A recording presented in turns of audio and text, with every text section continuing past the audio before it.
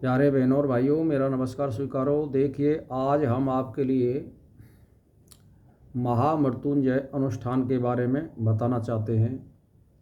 तो देखिए, महामृत्युंजय का 1.25 लाख का जो जाप होता है वो कार्य में बहुत सिद्धि देने वाला है।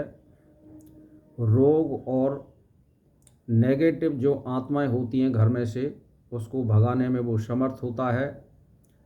बशर्ते जाप करने वाले के नेम बहुत कड़े होने चाहिए। पहले नंबर यह है कि वो ब्रह्मचारी होना चाहिए। दूसरे नंबर पे वो यह है कि उसमें अल्प आहारी होना चाहिए। तीसरे नंबर पे यह है कि एक स्थान हो और एक आसन हो, और एक समय पे जाप करना चाहिए। यानी जैसे मान के चलिए, हमें सूर्योदय के समय 5:30 या 6 बजे शुरू कर लिया, जैसे ही मौसम में सूर्योदय हो रहा है, और कितने समय में हमें जाप करना है।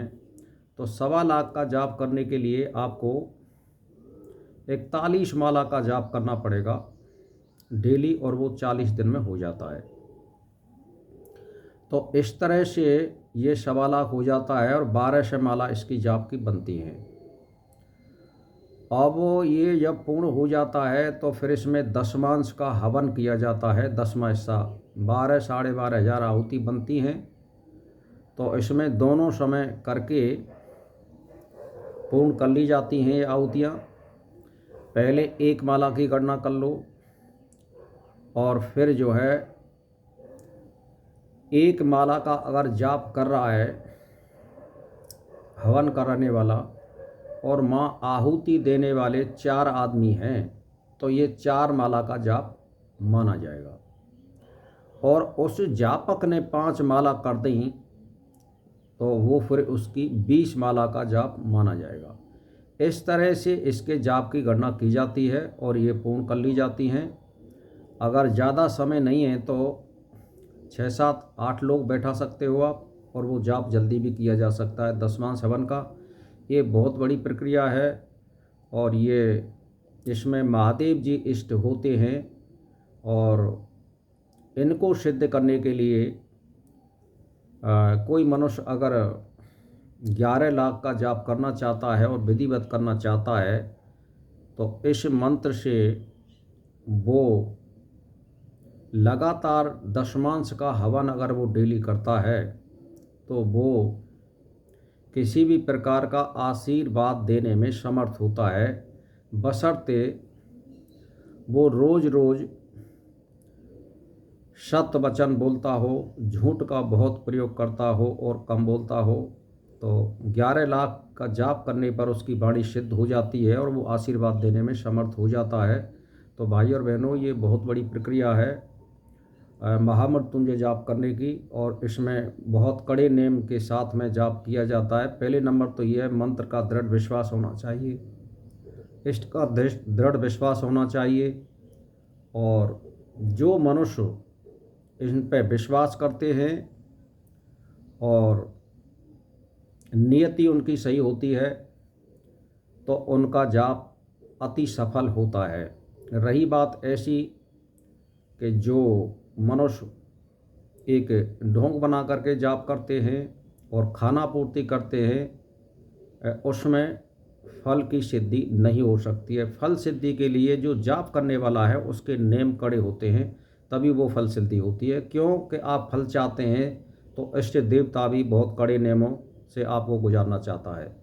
तो उसमें कड़े नियमों का मतलब है जैसे ब्रह्मचारी का पालन करना, और अंट शंट कोई चीज़ भर पेट नहीं खाना, स्वल्प आहार करना, एक टाइम करना, और एक आसन पर जाप करना, और एक ही दिशा में होकर के जाप करना, और निश्चित माला का जाप करना।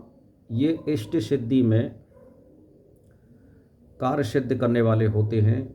और जब आपकी दृढ़ निष्ठा मंत्र पे हो और किसी को फ़ायदा पहुंचाने की आपकी नीयत साफ हो कि मुझे तो बहुत नेम टेम से जाप करना है और मुझे परमार्थ में किसी के प्रति इसको दान करना है जाप को, तो उसके प्रति पूरी निष्ठा रखें और जाप को अपनी नीयत के प्रति निष्ठावान होना चाहिए कि मैं इस फलाने फलाने जापक के लिए जाप को दान कर रहा हूँ और मन क्रम वचन से मैं इसका फल जो जाप करा रहा है उसके लिए देना चाहता हूँ। ईश्वर से मैं एक ही प्रार्थना करता हूँ कि हे ईश्वर, जो जाप को करा रहा है, पैसा खर्च कर रहा है, धन खर्च कर रहा है, उसके लिए आप उस फल को प्राप्त कराएं।